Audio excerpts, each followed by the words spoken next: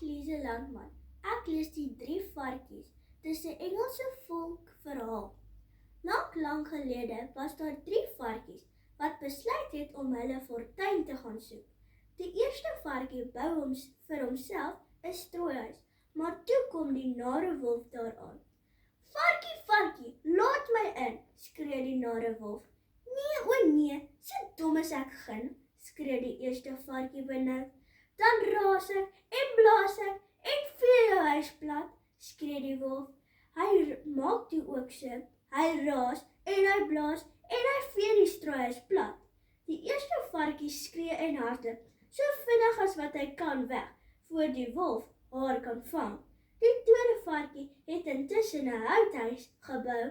Kort voor lank kom die nare wolf daaraan.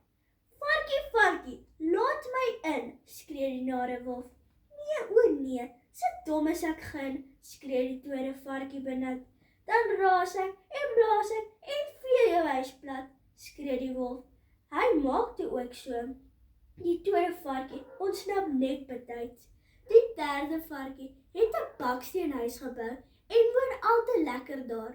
Maar die nare wolf kom ook daaraan. Varkie, laat my in, skree die wolf.